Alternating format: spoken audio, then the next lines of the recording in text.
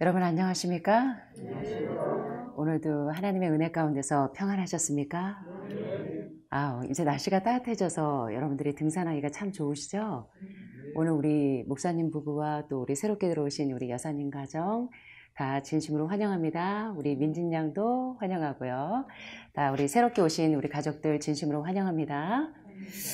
오늘 말씀드리기 전에 우리 목사님께서 정말 그 장기를 떼어준 비록 입양했지만 그 아들이 엄마의 사랑에 반응하는 그런 그 최소한의 은혜를 갚았다고 할까요?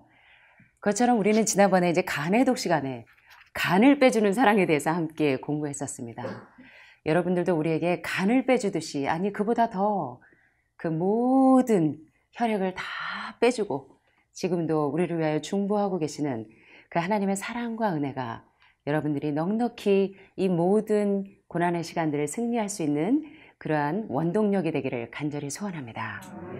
자, 오늘 제가 말씀을 좀 드리기 전에요. 오늘 유튜브 댓글에 오신 댓글이 한 통의 러브레터 같습니다. 명명은 보내주신 댓글은 일명 한정식 요리사님의 댓글입니다.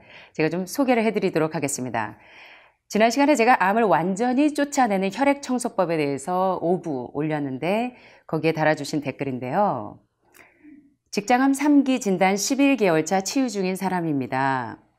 진단 이후 정말 미친 듯이 책과 씨름하고 실천하면서 회복되어 가고 있는 중입니다.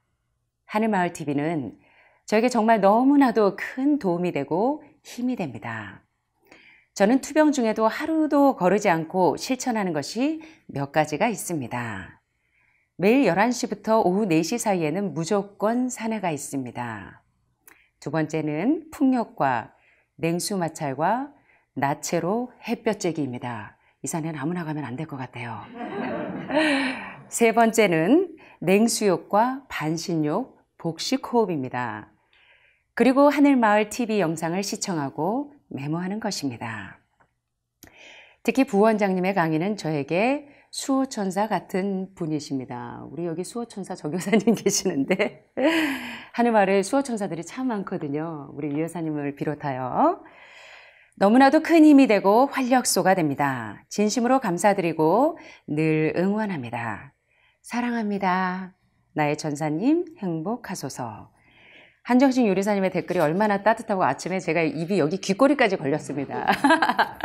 여러분들이 가끔 저희들에게 이런 러브레터를 좀 보내주시면 저희가 얼마나 힘이 되고 용기가 되는지 모르겠습니다. 특별히 투병생활로 지치실 텐데 이렇게 용기가 되고 힘이 된다고 하시는 이런 댓글들을 보내주시면 저희들도 얼마나 참 이 외롭고 좁은 길을 걸어가면서 따뜻한 위로의 말과 따뜻한 동력자들의 응원이 얼마나 힘이 되는지 모르겠습니다. 그 외에도 여러 댓글이 있는데 제가 이걸 다 소개하다 보면 이번 시간에 중요한 걸 못할 것 같아서 오늘은 여기까지 소개하고 이제 강의를 좀 시작하도록 하겠습니다.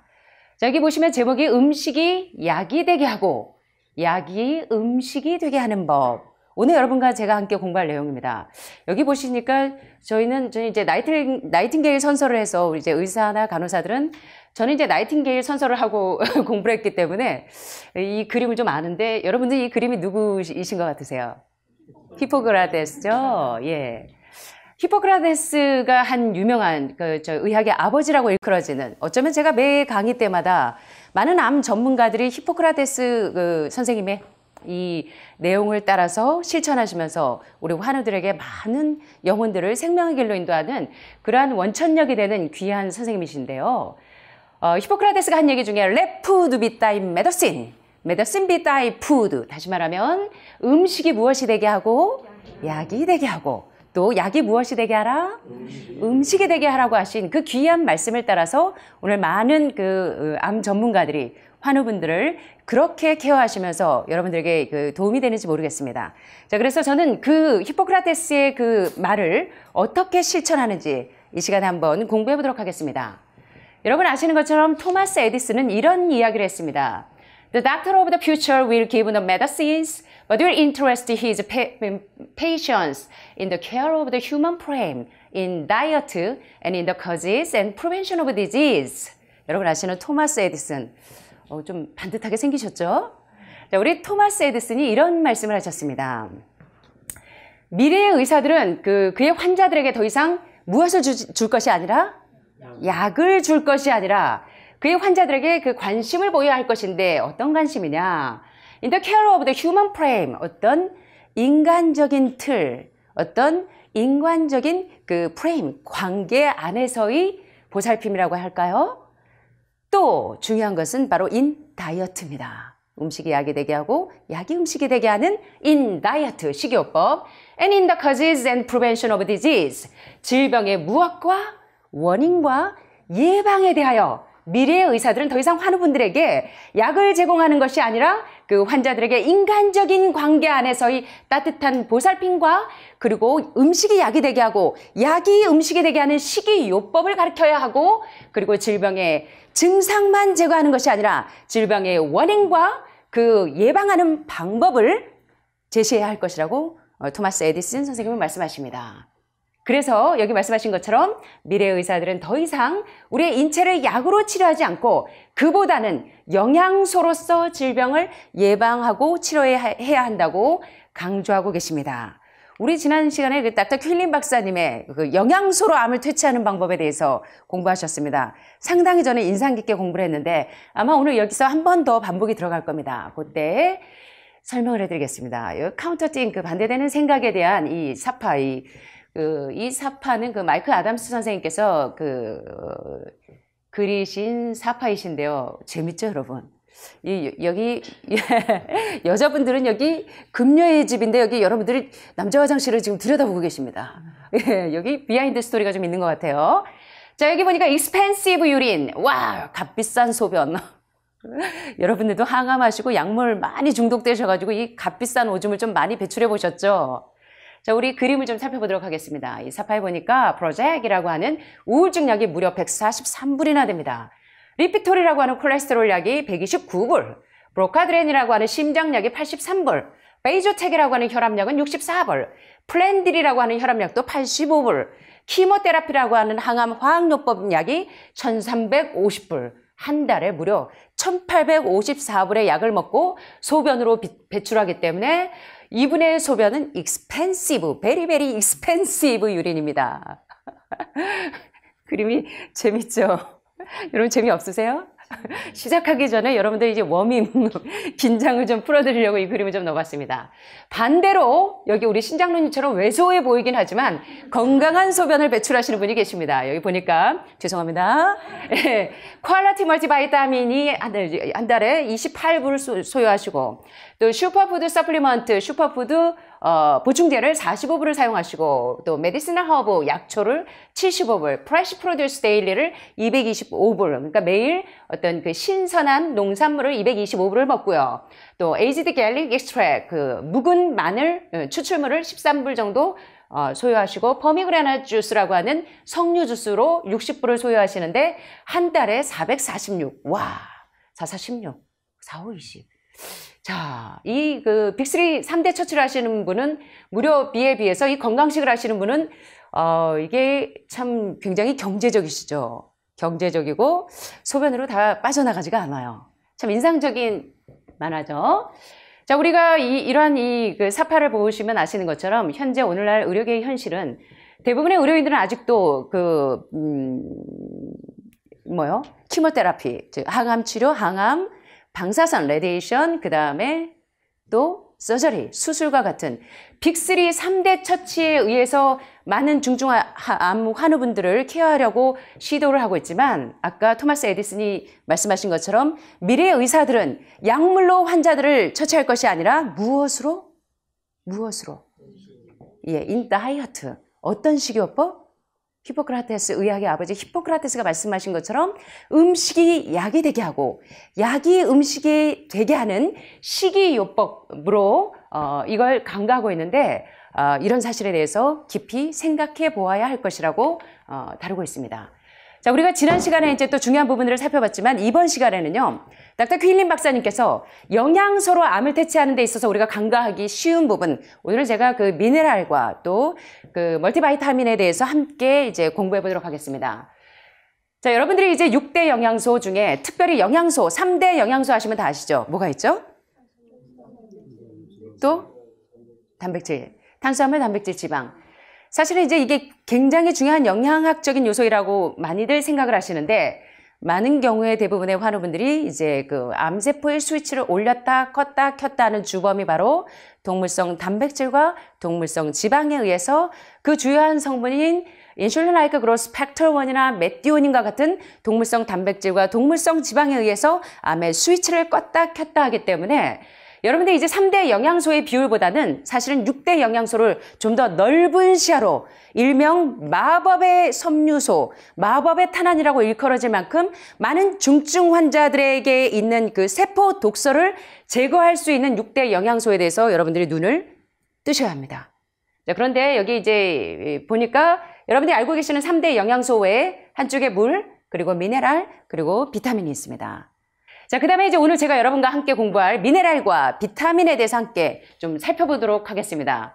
저희 요새 이제 한의학 박사님들, 이 가정들이 여기 지금 이제 환우분들이 되셔가지고 많이들 오시는데 각자 고집하는 게 있으시더라고요. 어떤 선생님은 미네랄 워터만, 이게 지금 나에게 굉장히 중요한 치료제가 된다고 해서 요 미네랄 워터 요만한 거 한 병에 한 20만 원이 넘는 거를 계속 드시고 계시는 우리 선생님 여러분 아시죠? 누구라고 제가 말 못합니다. 이 교수님. 예, 그리고 어떤 분들은 이제 멀티바이타민 또 여러분들 아시죠? 예, 어떤 선생님이십니다. 자, 그래서 여러분들이 이제 이러한 각자 이제 우리 몸에 그 부족한 영양소로 암을 퇴치할 수 있기 때문에 오늘 이 미네랄이나 이 비타민이 얼마나 암을 퇴치하는 데 중요한 요소가 되는지를 한번 살펴보도록 하겠습니다. 6가지 그 미네랄 모두 건강을 위해서 필요하고 또 많은 사람의 식단에 미네랄은 빠져 있다고 생각합니다. 되게 미네랄이나 비타민은 또 같은 건 줄 알고 쭈루룩 여러분들이 생각하실 때 미네랄 하면 비타민 따라오고 비타민 하면 미네랄 따라와서 대개는 별 차이점을 못 느끼는 분들이 종종 있으신데요. 그러나 미네랄과 비타민은 다릅니다. 미네랄은 특별히 탄소가 포함되어 있는 유기물을 일컬어 뭐라고 해요? 비타민이라고. 미네랄은 탄소가 포함되어 있지 않은 무기물을 일컬어 미네랄이라고 합니다. 자, 비타민과 미네랄의 차이점은 뭐라고요? 비타민은 유기물인데 무엇이 포함되어 있는? 탄소가 포함되어 있는 유기물이고 미네랄은 무엇이라고요? 무기물이라고요. 자, 4가지 원소, 다시 말하면 탄소, 수소, 산소, 질소는 우리 몸의 96%를 구성하고 있고 나머지 4%가 미네랄입니다. 그렇게 보면 참 미네랄이 차지하는 비율이 얼마 안 되는 것 같지만 또 그러나 이 4%의 미네랄이 부족할 때 심각한 문제가 생긴다는 것을 오늘 이제 공부하실 건데요. 우리 몸에서 이 정상적인 기능과 건강한 몸을 유지하기 위해서 반드시 소량이라도 필요한 그 필수 미네랄이 25가지에서 30가지 정도가 있고요. 또 필수 미네랄이 14가지에서 16가지는 필수 미네랄입니다. 그러나 건강에 해로운 식습관과 오염된 토양으로 인해서 현재 우리들 대부분은 미네랄이 상당히 부족한 그러한 상태에 있는데요. 자, 우리 미네랄을 한번 공부해 보도록 하겠습니다. 미네랄은 2가지 구성 요소를 가지고 있습니다. 이제 주로 우리 몸의 주요 미네랄로 작용하는 것이 바로 매크로미네랄이고 또 소량이지만 미량 원소인 것이 바로 마이크로미네랄입니다. 그런데 이 매크로미네랄은 하루에 어느 정도가 필요한가? 주로 매크로미네랄이라고 할 때는 우리 몸에서 주요한 미네랄, 여러분 아시는 것처럼 칼슘이나 마그네슘, 그리고 염소, 칼륨, 인, 그리고 황, 나트륨, 암 환자들에게 전해질 부족증이 상당히 많이, 그리고 특별히 해독식을 자주 하시는 분들은 특별히 더 신경 써서 이 전해질이 부족해지지 않도록 이런 미네랄을 섭취하는 것이 참 중요한데요. 이런 미네랄은 하루에 100g 이상이 필요합니다. 자, 이 미네랄, 이 매크로미네랄은 우리 몸에서 어떤 일을 하냐면 우리 몸 안에 있는 모든 세포에서 발견되어지는데 아침마다 여러분들이 7시 20분에 오셔서 사과 드시고 콩물 드시고 아마시액에서 드시고 그 다음에 뭐 하세요? 댁에 가셔서 BP 체크하러 이제 혈압 체크하러 이제 가십니다. 이것처럼 우리 몸에서 이제 미네랄이 부족하게 되면 항상성, 우리 몸이 항상 일정한 상태를 유지하려고 하는 상태, 또 혈압에 대한 항상성 또는 맥박에 대한 항상성 또는 체온에 대한 항상성, 우리 몸의 기능이 항상 일정한 상태를 유지하려고 하는 이런 항상성을 유지하는데 사실은 이 미네랄이 굉장히 중요한 역할을 한다는 것입니다. 그래서 우리 몸의 정상적인 생리대사가 원활하도록 유지해 주는 것이 바로 이런 칼륨이나 염소나 인이나 칼슘이나 마그네슘이나 황이나 나트륨과 같은 매크로미네랄은 우리 몸에 하루 100g 정도 필요하고 이것이 부족할 때 이게 100mg 이상이 필요하고, 죄송합니다. 100g이면 큰일 나죠. 자, 100mg 이상 필요하고, 이것이 부족할 때 우리 몸의 항상성이 깨진다. 그래서 이제 질병이 유발되기 때문에 주의하시는 게 좋겠다는 점이고요. 미량 원소이지만 또 반드시 필요한 것이 바로 마이크로미네랄인데요. 화학적 원소인 미네랄로 이 마이크로미네랄은 주로 몰리브덴이나 크롬, 당뇨병 환자의 치료제로 많이 쓰이는 크롬 성분, 또 구리, 망간, 불화물. 요새 저에게 이 댓글에다가 요오드, 기적의 요오드에 대해서 유방암 환자분들이 강의 좀 해달라고 이제 말씀을 많이 하시는데 제가 순서대로 좀 해드리겠습니다. 요오드 참 중요하죠, 요오드. 여러분 아침마다 요오드 드시고 계시는데 뭘로 드세요? 예, 갑상선 환자들만 요오드 드셔야 되겠죠? 요오드가 정말 기적의 치료제라고, 그만큼 이제 요오드나 아연이나 징크, 셀레늄, 이 P53 유전자를 활성시켜서 암세포를 퇴치하는데 아주 지배적인 역할을 하는 것이 바로 이런 마이크로 미네랄 성분에 들어있다는 것을 기억하시면 좋겠습니다. 그러나 이렇게 미네랄이 꼭 필요한 요소라고 해서 많이 드시면 안 된다는 것입니다. 많이 과잉 섭취하면 직간접으로 병을 유발할 수가 있다는 것입니다. 모자라도 문제고 과잉이어도 문제라는 것입니다. 왜냐하면 과잉되면 미네랄 간의 상호 경쟁을 하기 때문에 반드시 여러분이 하루 권장량을 지키시는 게 좋습니다. 그래서 이제 어떻게 권장량을 지키실 건가 이따가 살펴보겠습니다. 대표적인 매크로미네랄하고 이제 대표적인 마이크로미네랄에 대해서 대표적인 것을 조금 살펴보도록 하겠습니다. 매크로미네랄의 대표적인 이 마그네슘에 대해서 한번 볼까요? 많은 분들이 막 이유 없이 피곤하고 막 몸이 찌푸둥하고 막 어쩔 수가 없을 때 대개 처방전으로 이 마그네슘 처방을 많이 받으시죠. 마그네슘을 먹고 나서 몸이 막 가뿐해졌어요. 이러신 분들 많아요. 그런데 마그네슘은 반드시 칼슘과 같이 드셔야 시너지 효과를 내실 수가 있는데, 요 마그네슘은요, 우리 노쇠한 몸을 활력 있게 하는 것 외에도 질병에 놀라운 효과를 발휘하는데요. 특별히 300가지 이상의 효소 반응에 필수적인 것이 마그네슘입니다. 효소 반응에 필수적이면 당연히 췌장암 환자들 뿐만 아니라 췌장 요소가 잘 분비되지 않기 때문에 많은 중증 환자들에게 굉장히 필요한 요소가 되겠죠. 특별히 세포 에너지를 생산하는 과정에 있어서 마그네슘이 필수적인 미네랄이 되겠는데, 멘탈사인과 바이탈사인을 안정시키는데 마그네슘이 상당히 중요해서 신경과 뇌 건강 그리고 튼튼한 뼈와 치아를 위해서 마그네슘은 상당히 중요한 미네랄이라는 것입니다. 특별히 마그네슘과 염소의 복합물인 염화 마그네슘은 투여한 다음에 이 염화 마그네슘을 투여하고 나서 우리가 백혈구 수치를 재보면 종전보다 미생물을 3배나 더 파괴시키고 활성화되어 있는 것을 볼 수 있습니다. 자, 미네랄이 조금이지만 우리 몸에 아주 많은 영양소가 필요한 건 아니지만 상당히 중요한 역할을 하신다는 걸 알 수 있겠죠. 그래서 염화 마그네슘을 투여한다면은 여러분들의 림프가 쑥쑥, 백혈구 쑥쑥, 암세포 짜잇날. 자, 그래서 이러한 염화 마그네슘은 피부를 통해서 이게 흡수가 돼서 면역력을 상당히 올려주고요. 특별히 이제 폐질환 환우분들, 기관지염이 있거나 천식이 있거나 폐기종이 있거나 폐렴에 아주 이 마그네슘이 굉장한 작용을 한다는 것입니다. 효과적이고요. 전염병학 연구에서 마그네슘이 풍부한 토양의 지역에서는 마그네슘이 부족한 지역보다 암 발생률이 현저하게 낮다는 것입니다. 마그네슘이 있는 토양이 훨씬 더 좋다는 것이죠. 예를 들어 인도의 과학자는 염화 마그네슘과 비타민 C, 비타민 A, 셀레늄을 가지고 쥐에게 실험을 해보았는데 유방종양의 발생이 몇 프로가 축소되더라? 와우, 대단하죠. 여러분들이 이제 기생충 제거하면서도 이 암세포가 상당히 축소되는 것을 볼 수 있었는데, 이러한 염화 마그네슘, 이 영양소를 잘 활용함으로써 이 암 환자에게 암세포를 퇴치할 수 있는 굉장히 중요한 요소가 되는구나 하는 것을 또 캐치하실 수 있겠죠.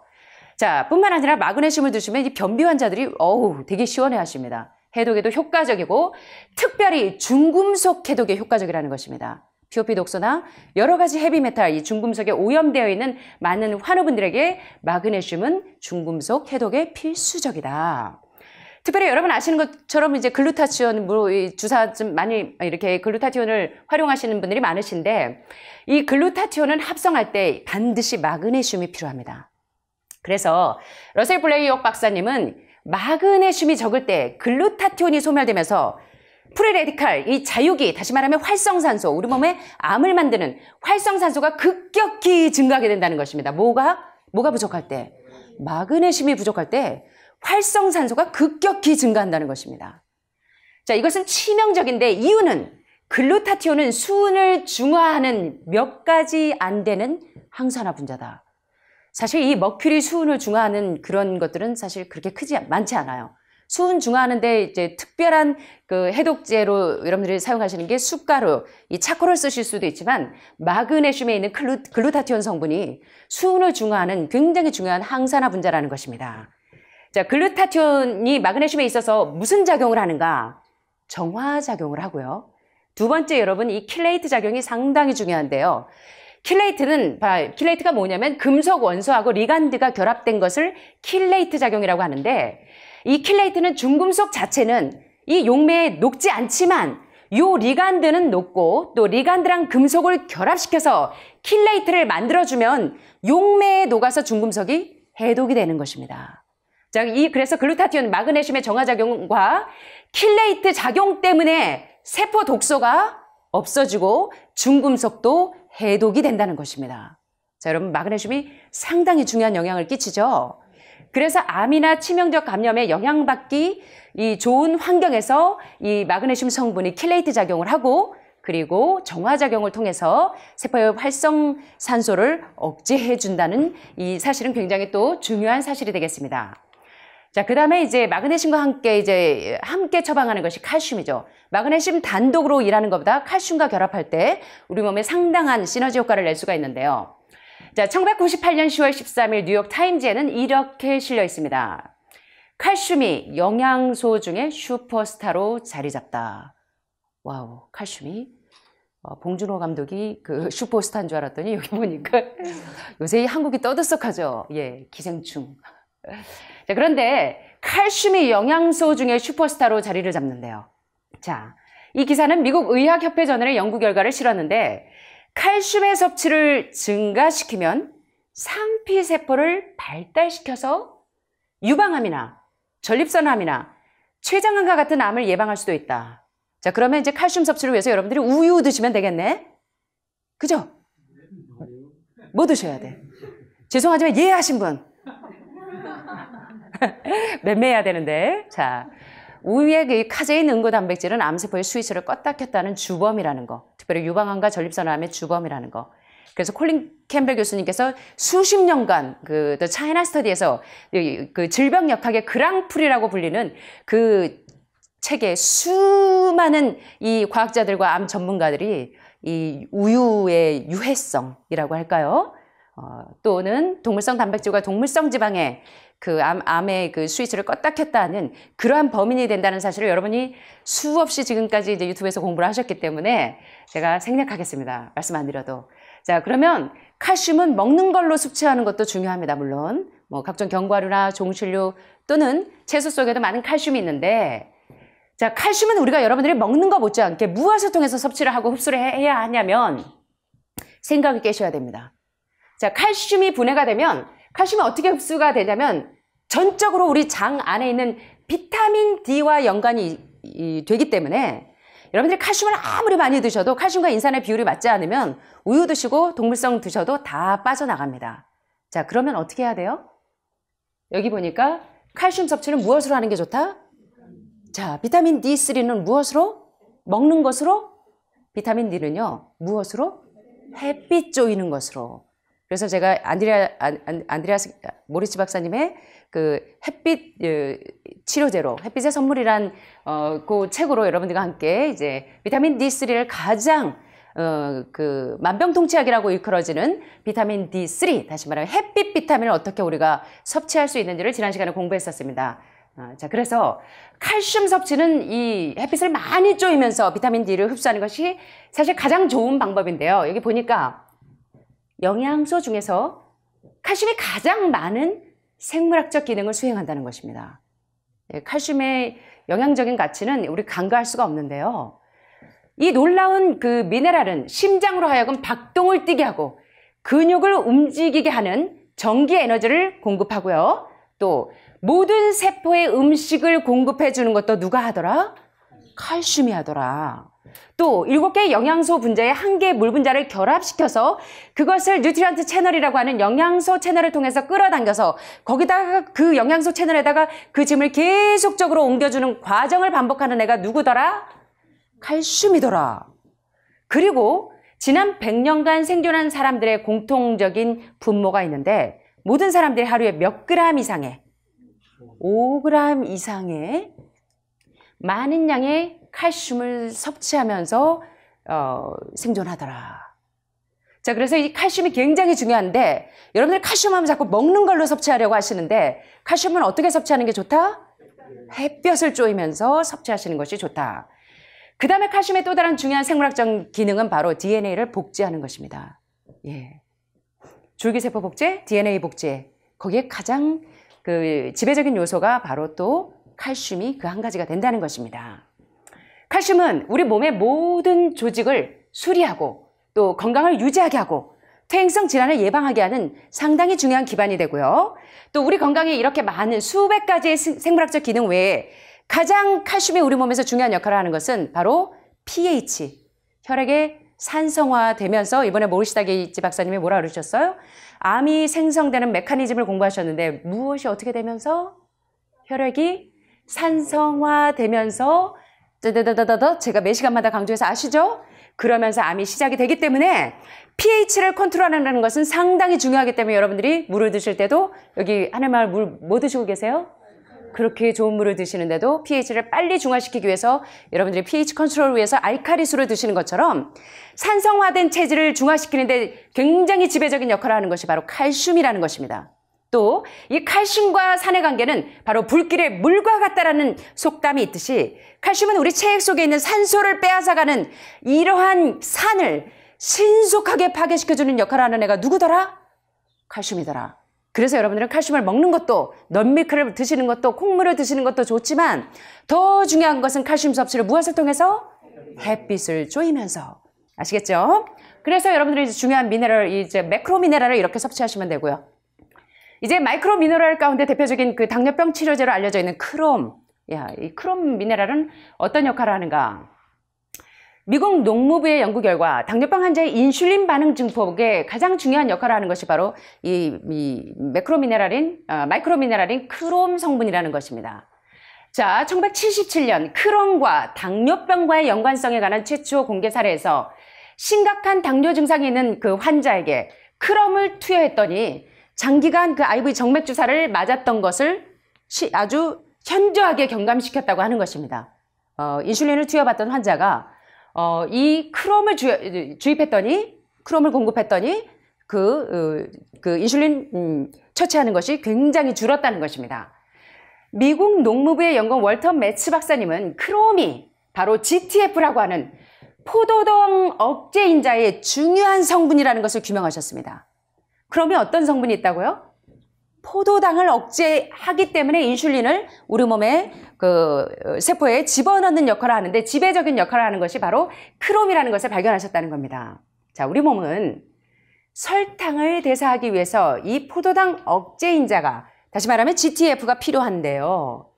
이 과학자들은 단당류가 많이 들어있는 식품을 먹으면 소변으로 크롬이 나가도록 자극해서 크롬의 손실이 발생하는 것을 발견했습니다. 아까 당뇨병 약 먹고 소변 보신 익스펜시브 유린 보셨죠? 비싼 오줌 배설하시는 분들 보셨죠?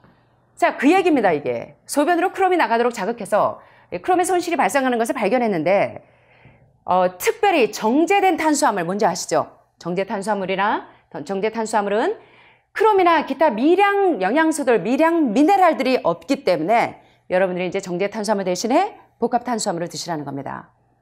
그리고 인슐린의 기본 임무는 포도당을 운반하는 일을 하는 것이 바로 인슐린의 임무인데 크롬의 주 임무는 혈당을 조절해주는 인슐린의 효능을 높여주는 일을 하는 것이 바로 크롬이라는 것입니다. 자, 그런데 이 크롬이 어떤 역할을 해주느냐? 세포벽으로 가는 문을 여는 것을 도와서 포도당이 들어가도록 해주는 역할을 하는 것이 바로 크롬이라는 것입니다. 자, 그래서 이 과정이 크롬이 바로 그 포도당 억제 인자로 전환될 때 발생이 되고 그렇게 해서 인슐린의 기능을 보완하면서 당뇨병을 치료한다는 것입니다.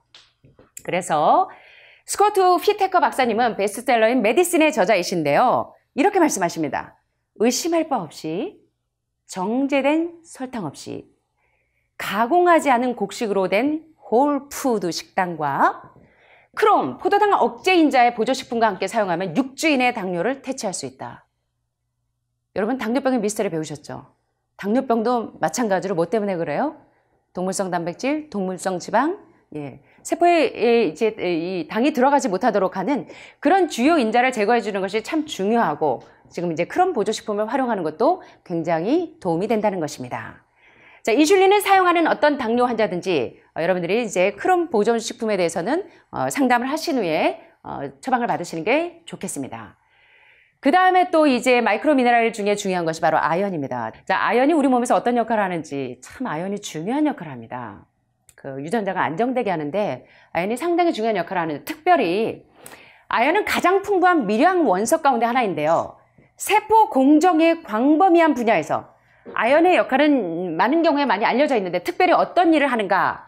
세포를 분화시키고 세포를 증식시키는 일, 그리고 면역력을 올려주는 일, 그 다음에 프리레디컬, 그 활성산소가 들어올 때 그것을 방어해주는 일을 하는 것이 바로 아연의 역할이라는 것입니다.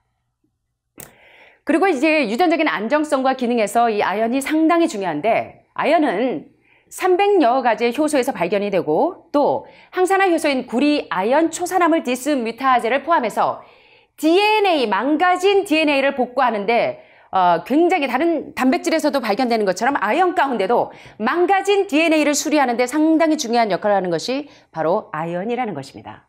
아연은 세포 산화와 손상으로부터 세포 성분을 방어하는 것을 도와주고, 아연이 결핍되면 어떤 증세가 있냐면 면역 기능이 떨어집니다.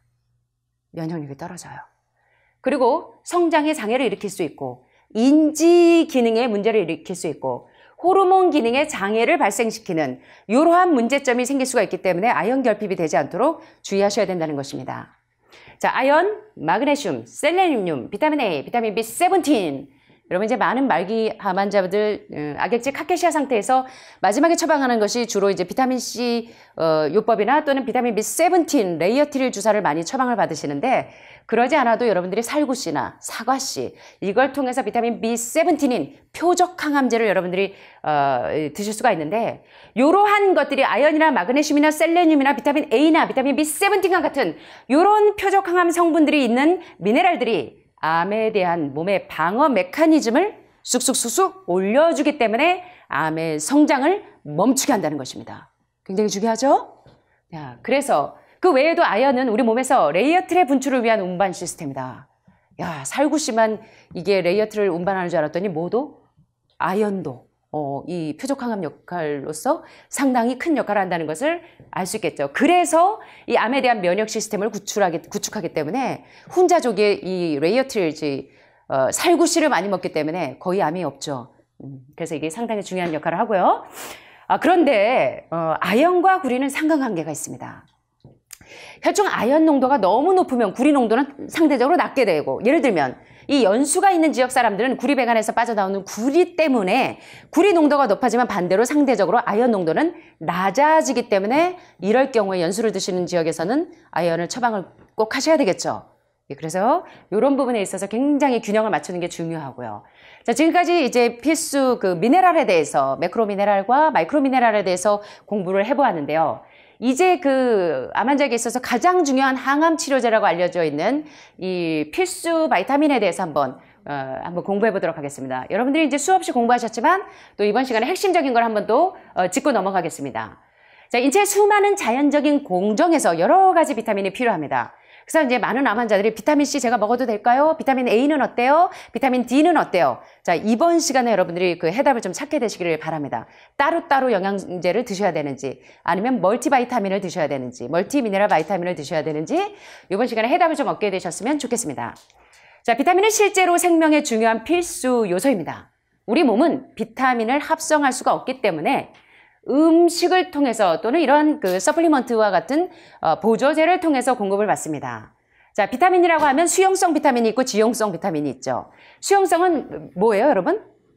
물에 녹는 것이 수용성이고, 지방에 녹는 애는 지용성입니다. 그래서 여러분들이 예를 들어 이제 당근을 드실 때 지용성이면 어떻게 해야 돼요? 물에 볶아요? 당근을 그냥 드시는 게 좋습니까? 어떻게 하는 게 좋아요? 지방에 익혀 드시는 게 흡수율이 높아지겠죠. 도마도의 레시틴이 끓이면 끓일수록 리코핀 상승 효과가 높아지지만 도마도는 수용성도 되고 지용성도 되기 때문에 물에 볶으셔도 되고 도마도는 기름에 올리브유에 볶아도 흡수율이 9배가 높아진다는 것입니다. 그래서 수용성과 지용성의 차이점을 구별하시면 좋겠는데요. 수용성은 물에 녹아서 녹고 남은 잉여분은 소변을 통해서 배출이 되고 지용성은 지방에 녹아서 흡수되고 남는 잉여분은 지방에 축적이 됩니다. 그래서 여러분들이 이 수용성 비타민과 지용성 비타민의 차이점을 아셔야 음식을 드시는 방법, 어떻게 해야 흡수가 더 잘 되는지를 여러분들이 캐치하실 수 있겠죠. 자, 수용성 비타민은 대개 여러분들 아시는 것처럼 9가지가 있습니다. 수용성의 대표적인 거 물에 녹는 애, 비타민C는 그래서 아무리 많이 먹어도 소변으로 다 빠져나간다고 비타민C 무진장 드시는 분들이 많으신데요. 자, 비타민C는 수용성입니다. 자, 두 번째. 자, 지금 현재 암병보다 더 심각한 병이 이제 정신질환입니다. 이제 그 바이탈 사인과 함께 붕괴되는 것이 멘탈 사인이에요. 자, 그래서 이제 많은 요새 그 대체의학에서 이 멘탈 사인과 바이탈 사인을 안정되게 하자 이러면서 이제 많은 분들이 이제 슬로건을 걸고 계시는데 이 멘탈 사인을 안정되게 하는데 가장 중요한 요소가 바로 비타민 B 컴플렉스라는 것입니다. 이게 뭐냐면 비타민 B 복합체라는 것입니다. 비타민 B 8가지를 복합해 놓은 것이 바로 B 컴플렉스인데요. 비타민 B는 주로 여러분들이 아시는 것처럼 비타민 B1은 티아민, 또 현미, 도정되지 않은 곡류에 이 비타민 B 컴플렉스가 다 살아 있습니다. 그래서 일명 홀푸드라고 하는 이 매크로바이오틱 하시는 분들이 전체 식품, 완전 식품을 주로 드시는데 이유는 바로 비타민 B 컴플렉스를 그대로 다 섭취하시기 위해서 이 매크로바이오틱을 하시는 분들이 그래서 이렇게 드시는 겁니다. 자, 그런데 비타민 B1은 티아민이고 여러분 아시는 것처럼 비타민 B2는 리보플라빈, 비타민 B3는 니아신, 비타민 B5는 판토텐산, B6는 피리독신, B17은 비오틴, 일명 비타민 H라고 불려지는 B7이 있고 비타민 B9은 엽산이고 비타민 M이라고 불려지고 여러분들이 이제 채식하면서 가장 염려하시는 게 비타민 B12를 어떻게 섭취해? 뭘로 너섭취해 여러분? 여러분들 드시는 모든 요리에 뭐가 들어간다? 뉴트리셔널 이스트 플레이크, 천연 효모가 들어갑니다. 그래서 여러분들이 저희가 넛밀크를 짤 때도 넛치즈를 해드릴 때도 뭐가 들어가요? 양배추 효소 못지않게 제가 이 뉴트리셔널 이스트 플레이크를 우리 주방 이모님들이 모든 요리에 장류에 사용하셔서 여러분들이 비타민 B12가 모자랄까 염려 안 하셔도 된다는 것입니다. 자, 천연 효모입니다. 자, 그런데 이러한 비타민 B 컴플렉스가 멘탈 사인에 굉장히 지배적인 역할을 합니다. 암 환자분들이요, 긴 투병 생활에 우울증이 와요. 그리고 자꾸 낙담이 되시죠. 여러분 낙담하지 마세요. 여러분 우울증은 정신질환입니까? 전신질환입니까? 전신질환입니다. 암은 전신질환입니까? 일부질환입니까? 전신질환입니다. 모든 몸은 도미노로 연결되어 있다는 거. 그래서 해독 과정이 5과정으로 되는 거 배우셨죠? 첫째, 죽음은 어디서부터 시작된다? 대장. 두 번째 어디? 기생충 제거. 세 번째 무엇? 신장 청소. 네 번째 무엇? 간, 담낭, 방광 청소. 마지막으로 혈액을 청소하는 그 도미노 효과가 있기 때문에 여러분들이 이 전신질환이기 때문에 여러분들이 그렇게 하는 것처럼 바로 우울증도 정신질환이 아니라 전신질환이라는 사실을 기억하셔서 이 패닉 디스오더와 같은 그런 오늘 왜 이러냐. 예, 공황장애. 그게 왜 갑자기 생각이 자꾸 안 나죠? 공황장애나 우울증이나 또는 또 뭐죠? 우울증, 공황장애. 하여튼 이러한 그 정신이 연약한 질병을 앓고 계시는 분들은 문제가 뭐냐면 엄마들이 범인이에요. 우리 아이들에게 흰쌀, 흰밀가루, 흰설탕, 고도로 정제된 정제유와 같은 영양가 하나도 없는 정크푸드, 엠프티 칼로리. 영양가 이 겉에 있는 비타민 B 컴플렉스를 다 잘라내고 도정해 놓은 도정식품 입에만 달고 몸에는 쓴 이런 도정식품을 먹였기 때문에 우리 아이들이 다 병든다는 것입니다. 어디가? 정신이. 이거 좀 심각하게 고려하셔야 됩니다. 예. 우리 가정에 평안이 없다면 반드시 우리 아이들이 우울증을 앓고 있거나 또는 조울증이나 또는 그 패닉 디스오더와 같은 그런 공황장애를 앓고 있다면 반드시 여러분 여기서 점검을 하셔야 돼요.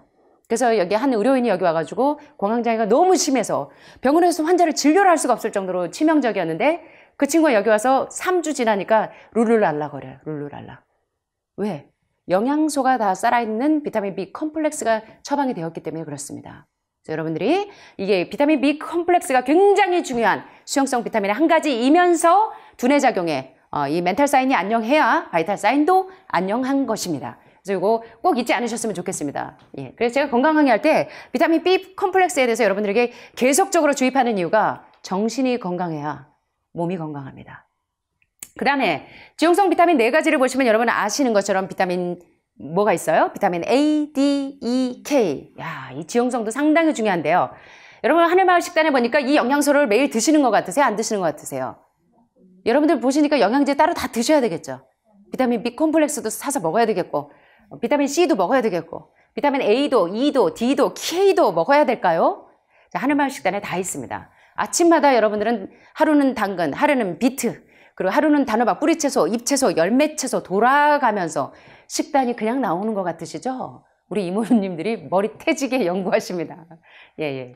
자, 그래서 비타민 A 섭취를 위해서 베타카로틴은 우리의 시력을 유지하게 하고 우리 몸의 저항력을 강화시켜주고 또 생체막 조직을 아주 튼튼하게 해주는 역할을 하는 것이 바로 비타민 A입니다. 그래서 아침마다 당근이나 비트나 또는 단호박이나 이런 주황색 색깔의 채소가 나올 때 여러분들이 비타민 A를 내가 이렇게 섭취하고 있구나. 아, 행복해. Don't worry. Be happy 하셔야 됩니다. 아셨죠? 그 다음에 비타민 D는 특별히 비타민 D는 어떻게 섭취하시는가? 아까 말씀드린 것처럼 칼슘 섭취와 같은 방법입니다. 자외선이 피부에 자극을 주면 비타민 D 합성이 일어나기 때문에 특별히 유명하신 마이클 홀릭 박사님이 얘기하신 이야기가 있습니다. 세상에 단 하나의 유일한 만병통치약이 있답니다. 마이클 홀릭 박사님 말씀하시기를 우울증에도 그리고 관절염에도 그리고 유방암에도 그리고 폐암에도 그리고 Seasonal Affective Disorder이라고 하는 계절성 우울 장애군에도 심지어 이런 모든 질병에 단 하나의 만병통치약이 있는데 그것을 일컬어 무엇이라고 한다? 햇빛 비타민이라고 하는 것입니다. 여러분 정말인 것 같으세요? 정말입니다. 햇빛은 하나님께서 우리에게 주신 굉장히 중요한 만병통치약이라는 사실을 잊지 마시고 부자나 가난한 자나 연약한 자나 소외된 사람 없이 여러분 모두에게 주시는 하나님의 사랑을 쑥쑥쑥쑥 받게 되시기를 간절히 소원합니다. 네, 그 다음에 세 번째가 바로 비타민 E죠. 비타민 E는 여러분들이 뭘로 드세요, 아침에? 자, 비타민 E를 여러분들이 아마씨나 들깨를 아침마다, 점심마다, 식사 때마다 한 숟갈씩 드시는 게 굉장히 중요한 항산화 물질로 활성산소를 무력화시키고 세포가 노화되는 것을 막아주고 건강한 세포막을 유지하는데 상당히 지배적인 역할을 하는 것이 바로 여러분들이 아침마다 드시는 들깨나 아마씨. 어마어마한 항산화제라는 것을 기억하시면서 행복하게 꼭꼭 씹어 드시게 되기를 바랍니다. 마지막으로 비타민 K는 귤에도 많고 항출혈성 비타민으로 혈액이 응고하는 것을 도와주는 것 여러분들 많이 드시고 계시죠? 아침마다 나오는 식단이 바로 여러분들에게 비타민 밥상이라는 것을 기억하시라는 것입니다. 자, 그런데 이런 비타민은 우리 몸에서 특수한 기능과 역할을 해주는데요. 비타민을 잘못 드시면 이게 비타민은 열이나 빛이나 화학물질에 약해요. 그래서 요리를 하거나 가공하거나 보관할 때 그 음식 안에 있는 비타민이 소실되지 않도록 주의하시라는 겁니다. 그래서 여러분 과일식 하실 때 저희가 레몬즙 짜드릴 때 바로 뜨거운 물 부으시면 될까요? 비타민C가 파괴가 되죠. 그처럼 비타민이 파괴되지 않는, 그래서 효소가 파괴되지 않고 비타민이 파괴되지 않는 식이요법을 하기 때문에 여러분들이 이제 로푸드 조리법을 저와 함께 공부하고 계시는 것입니다. 자, 우리 비타민이나 미네랄을 어떻게 섭취하는 게 좋은가? 영양제로 섭취하는 것이 좋은가? 가장 이상적인 비타민 섭취는 영양제죠? 바로 음식을 통한 것이 가장 균형적인 비타민 섭취 방법인데, 그러나 현대적인 농업기법이나 음식 가공하는 과정에서 요리를 잘못해서 비타민을 많이 파괴시키기 때문에 여러분들이 이제 그 직장 생활을 하고 또 규칙적으로 식단을 잘 갖춰서 식사하지 못하실 때는 차선책으로 서플리먼트 보조제라도 활용하시라는 겁니다. 극단적으로 하지 마시고요.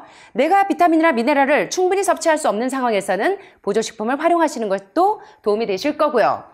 대부분 비타민이 채널에서 유용하게 되려 이러면 다른 영양소들이 있어야 되기 때문에 자, 많은 분들이 질문하십니다. 저 비타민 A 따로 먹을까요? 비타민 C 따로 먹을까요? 비타민 E 따로 먹을까요? 자, 여기 뭐라고 말씀하시냐면 가공되지 않은 올게닉으로 섭취하시거나 아니면 비타민과 미네랄을 복합되어 있는 제품으로 드시는 게 가장 어떤 영양소가 치우치지 않게 균형적으로 드실 수가 있어서 개별적인 영양소 형태로 먹는 것보다는 멀티로 비타민이나 미네랄 복합 제품으로 여러분들이 활용하시는 것이 훨씬 더 좋다고 합니다. 이거는 또 굉장히 중요한 팁입니다.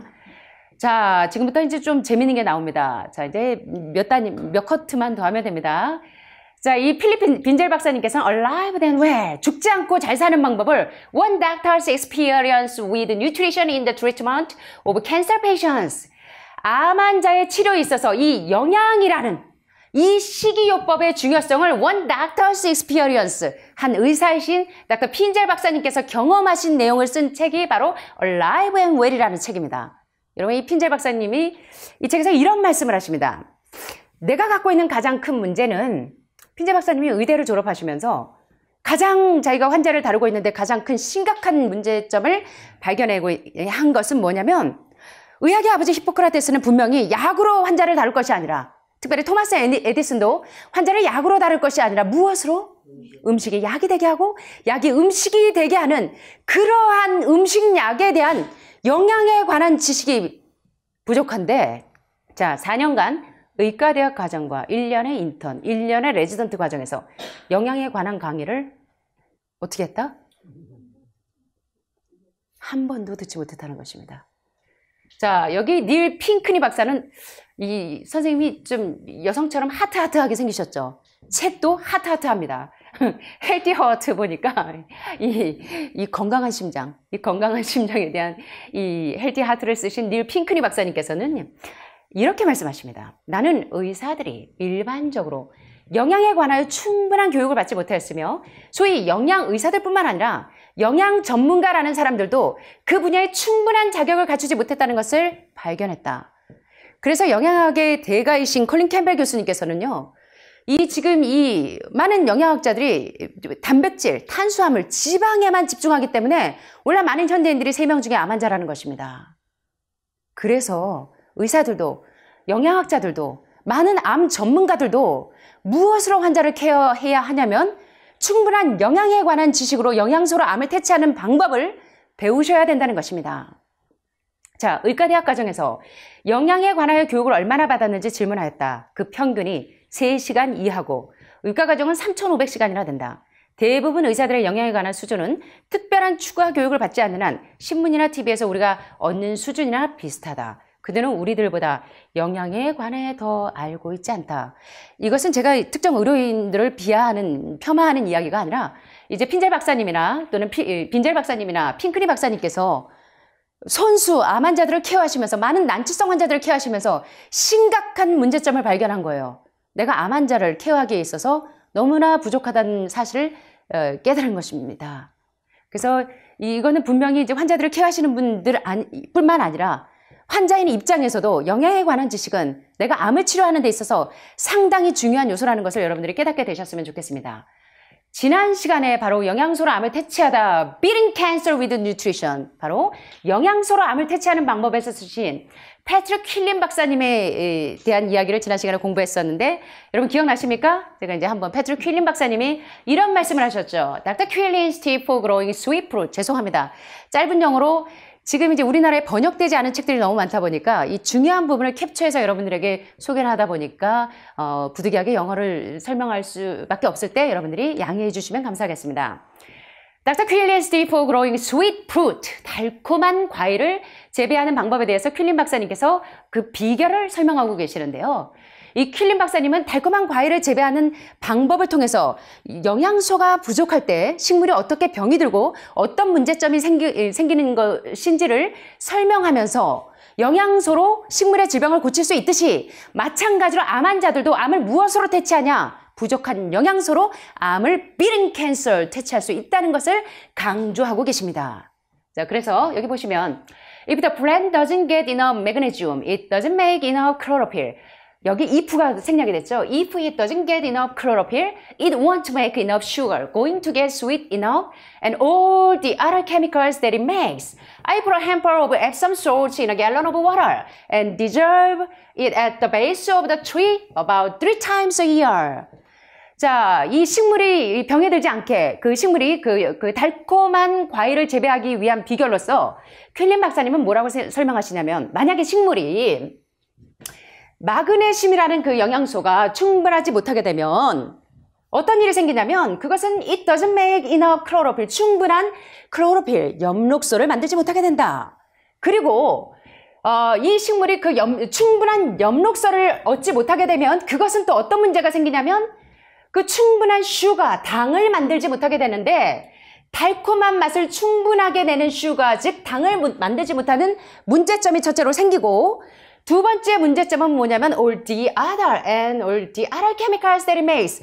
그것이 만드는 게 뭐예요? 그것이 여기서 보니까 클로로필이죠. 엽록소가 만들어내는 다른 화학물질, 다시 말하면 매직 블랙이라고 불리는 파이토케미칼을 만들지 못한다는 것입니다.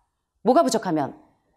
식물에서 마그네슘이 부족하면 엽록소를 만들지 못하고 엽록소가 부족하면 따라서 충분히 단맛을 내는 당을 만들지 못하는 문제점이 생기고 두 번째는 어떤 문제점이 생기냐면 엽록소가 만들어내는 다른 화학물질인 파이토케미칼을 만들지 못하는 문제점이 생겨서 식물이 병이 든다는 것입니다. 자, 그래서 퀼린 박사님이 이 문제를 어떻게 해결하는가? 제가 말이 너무 빠르죠? 죄송합니다. 자, I put a handful of Epsom salts in a gallon of water. 자, 한 갤론의 물에다가 앱섬 salt라고 하는 황산 마그네슘을 풀어요. 용해해가지고 어떻게 하는가? And dissolve it at the base of the tree. 나무 아래다가 그거를 뿌려줘요. 어떻게? About 3 times a year. 1년에 3번. 황산 마그네슘을 1갤론의 물에 풀어서 그것을 나무 아래 뿌려줬더니 식물이 마그네슘이 부족해서 엽록소가 부족해지고 엽록소가 부족해져서 충분히 단맛을 내는 당을 만들지 못하는 문제점을 해결하고 두 번째 파이토케미칼이라고 하는 중요한 치료제를 만들어내더라는 것입니다. 이 퀼린 박사님의 이 짧은 이 멘트 속에서 상당히 우리는 암 환자들은 팁을 얻으셔야 됩니다. 어떤 팁을 얻으셔야 돼요? Beating cancer. 암을 퇴치하는 데 있어서 영양소가 이렇게 중요하다는 것을 캐치하셔야 되는 것입니다. 그래서 탄수화물이 60% 70%가 아닙니다. 내 몸 내가 고치는 기적의 밥상의 저자이신 조엘 펄먼 박사님은 샐러드가 60% 주식이 바뀌어야 됩니다. 샐러드가 60%. 왜? 그 샐러드 속에 뭐가 있어요? 클로로필, 파이토케미칼. 이것이 여러분의 종양을 녹여내는 중요한 요소가 되기 때문에 식물이 병을 얻지 않는 것처럼 영양소로 여러분도 암을 퇴치하시려면 어떻게 하셔야 하는가? 여기 보니까 이 패트릭 퀼린 박사님께서 굉장히 중요한 책들을 많이 저서를 하셨는데 12 Keys to a Healthier Cancer Patient. 암 환자들이 더 건강해지려면 12가지 열쇠가 있다는 것입니다. 더 건강한 암 환자가 되는 12가지 열쇠가 있고 또 Beating Cancer with Nutrition.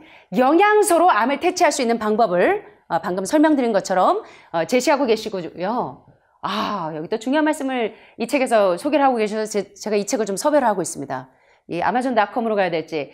The Wisdom and Health, Healing Power of Whole Foods. 이게 뭐예요? 이 Whole Food는 여러분 아시는 것처럼 정제되지 않은 완전 식품을 이야기하죠. 전체 식품. 자, 이런 완전 식품의 지혜와 The Wisdom and Healing Power. 완전 식품의 지혜와 무엇? 힐링 파워. 치유력. 와우. 여러분, 이 홀푸드는 뭐예요? 하나님께서 우리에게 주신 창세기 1장 29절에 보니까 완전식품은 곡식과 과실과 견과와 야채를 가지고 기름에 지지고 볶고 튀기셔야 되죠. 예, 가능한 한. 곡식과 과실과 견과와 야채와 같은 홀푸드 완전식품은 우리 몸에 필요한 모든 영양소를 포함하고 있는 것입니다. 그러므로 여러분이 단 한 점의 고기도, 단 한 점의 생선도, 단 한 컵의 밀크도 넌밀크는 필요해요. 예, 그러나 동물성 밀크는 빼고. 자, 그래서 이 완전식품의 치유력과 지혜에 대해서 어떤 치유력? The wisdom and healing. 이거 굉장히 중요합니다. 벌써 제목에 답이 다 나와 있습니다. 이 책 안 읽어도요, 답이 다 나와요. 퀼린 박사님의 사상을 제가 어느 정도는 알고 있기 때문에.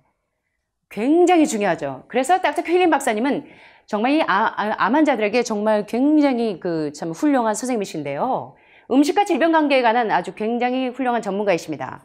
그래서 퀼린 박사님도 이 결론은 우리가 증상을 억제하는 것보다는 질병의 근본 원인에 초점을 맞추어야 한다는 것입니다. 여러분들이 항암방사선 수술하시면 뭐예요? 다시 암세포가 생기는 환경은 그대로 있는데 계속적으로 여러분들이 지지고 뽑고 자르고 하셔도 소용없다는 것을 계속적으로 암 전문가들이 설명하고 계시는 것입니다. 자, 이런 부분에 있어서 여러분 이제 충분히 공감하시죠? 네, 충분히 공감하시게 되기를 바랍니다. 자, 존스 여사는 아마도 전이된 유방암 환자일 것입니다. 마지막 컷입니다. 긴장 풀으세요. 사모님 1시간 넘어갈까 봐 긴장하시죠? 자, 그런데 이제 한 경험담을 말씀하십니다. 존스 여사는 아마 전이 유방암 환자일 것입니다. 왜냐하면 그녀는 2년 전 이혼하면서 제가 이 부분을 보니까 미국에서 오신 닥터 김 여사님이 생각이 나시네요. 남편은 의대를 보내느라고 몇 년을 미국에 가서 20년을 정말 잠 안 자고 투잡을 뛰면서 이제 남편은 의사를 만들어 놨는데 집에를 안 들어오셔. 보니까 두 살림을 차리셨어. 그래갖고 이 사모님이 이게 남편을 여기 증오에 찬 이혼하니까 제가 이게 생각이 나. 이 한국 나오실 때 이제 막 너무 이게 심령이 괴로워서 저한테 뭐라 그러냐면 유리에 갈아서 마셨으면 좋겠대요. 얼마나 이 마음에 스트레스가 많으시면. 아마 이 존스 여사도 이런 상태로 이혼하신 것 같습니다. 그런데 그 여사님이 해결되셨습니다. 예, 그래서 남편을 용서했고 그 다음에 참 그렇게 마음의 평안을 얻으시면서 건강이 회복되셔서 돌아가셨는데, 자, 여기 보니까 증오에 찬 이혼으로 아직 상처를 받고 있고 또 그녀의 카테고라민을 스트레스 상태로 면역 시스템을 초토하게 약하게 시키고 있는데, 그녀는 매일 밤 가뜩이나 면역력도 약하고 카테코라민을 스트레스 상태로 만드시는 분이 이게 죽으려고 환장을 하시는 식사법을 하고 계시네. 저는 얌전하니까 작게 얘기하겠습니다. 자, 그녀는 매일 밤 잠자기 전에 설탕이 많은 과자를 먹는다. 자, 여러분 설탕을 드시면 1분에 6.7배의 면역력이 떨어집니다. 평상시보다. 자, 그래서 2월 14일 날 발렌타인데이에 Sky is blue, violet is purple, sugar is sweet, and so are you. 아우, 하늘은 푸르고 바이올렛 꽃은 보라색이고 그 다음에 설탕처럼 달콤한 당신에게 빨리 죽으라고, 남편 빨리 죽이고 애인 빨리 죽이려고, 예, 여러분들이 설탕하고 카드 선물로 주시면 돼요, 안 돼요? 예, 그러시면 안 돼요. 안 되죠. 네네. 자, 그래서 일본에서 설탕의 별명이 회도입니다. 회도. 자, 회도. 회도가 뭔지 아세요? 미네랄을 훔치는 도둑놈. 누가? 설탕이. 여러분 오늘 매크로미네랄이나 마이크로미네랄이 얼마나 중요한지 아셨는데, 설탕이 우리 면역력을 초토화시키는 고기보다 생선보다 우유보다 더 못지않게 미네랄을 훔쳐가는 도둑놈이 설탕이라는 것입니다. 여러분 집에 돌아가시면 설탕 싹 다 버리시기를 바랍니다. 대신 여러분들이 과당을 쓰시거나 아니면 스테비아나 그런 것들을 활용하시는 게 좋겠죠? 왜 또 여기까지 왔을까? 그녀는 칼슘과 아연 그리고 비타민 E가 심히 부족하다. 그리고 에스트로겐과 프로제스테론의 불균형이 있다.